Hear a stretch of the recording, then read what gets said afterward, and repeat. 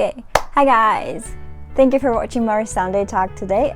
Today I'm gonna talk about how as an international student should have a discussion during the classes.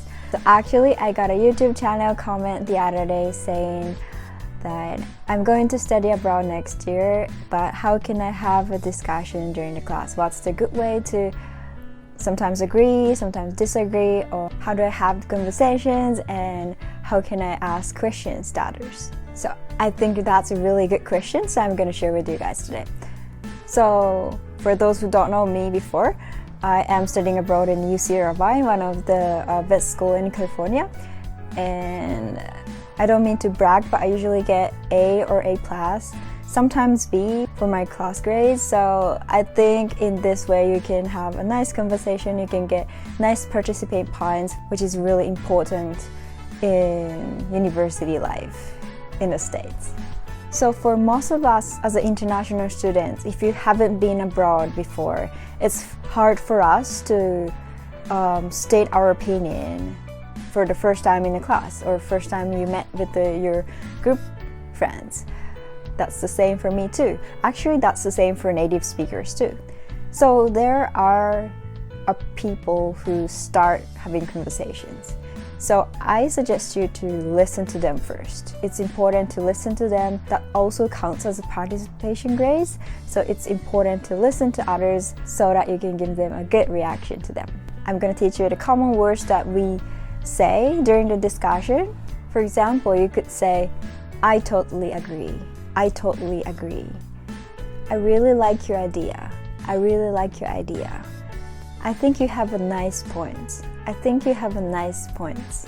Those are the phrases that even the native speakers use oftentimes to agree with that person or like showing that you are sympathetic with that opinion. So these are the phrases you use it all the time, whether or not you agree or disagree. I mean, if you disagree, you shouldn't say I agreed, but it's important for you to show that you respect their opinions, okay? So if you agree, you can just continue, I really liked your idea. To add it on that, I think blah blah blah.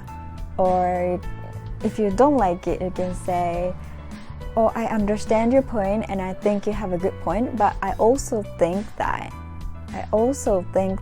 blah blah blah. That's a good way to have a conversation, and we never say that's not true because that's offensive and everyone should have the rights to say their opinion. My advice here for you is listen to them and get their idea and add your comments later.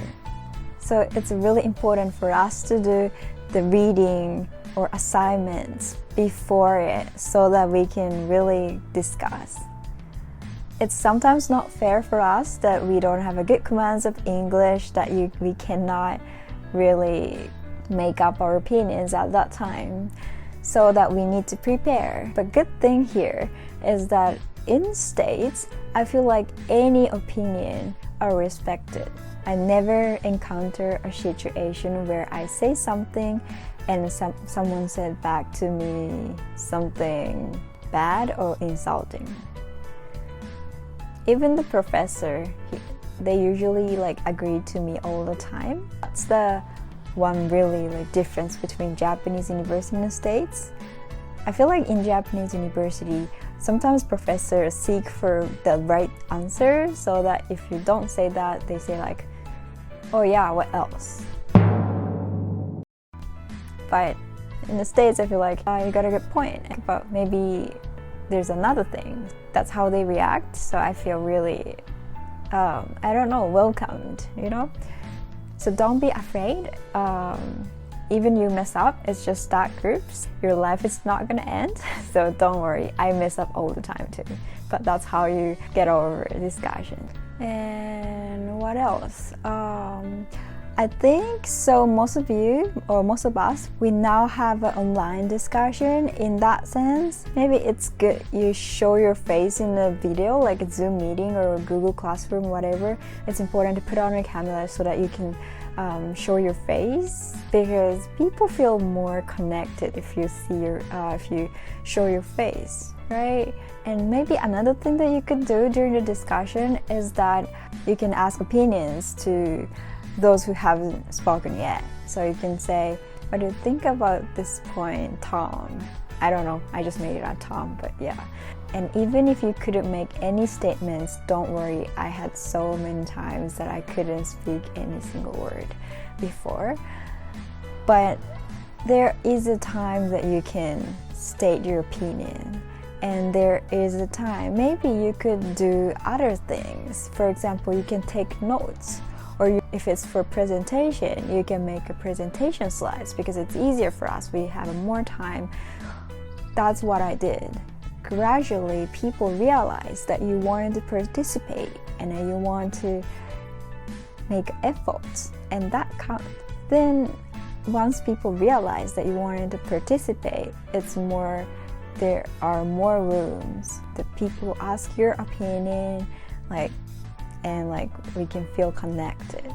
To sum up, you can always start giving them positive feedback, and you can add your comments, whether positive comments or negative comments. Second, it's important for you to facilitate or ask questions to others. 3, prepare yourself. You prepare your opinion before you go into discussion. That's really important. 4, even though you mess up or even though you couldn't speak any words, don't worry. There's always a way to catch up, and then you can show your participation. Yeah, and eventually you can get more conversation without any stress. That's how I survived, and I hope it's helpful. And if you have any more questions, comments below so that I can comment on you. So I wish you guys have a wonderful study abroad experience, whether or not it's online or offline. I hope you had a good weekend and good luck on next week too. Okay, so see you. Bye. 今日も見てくれてありがとう。マリッサトークチャンネルでは留学情報や海外生活について、英語学習について発信しているよ。他のビデオもチェックしてみてね。バイバイ。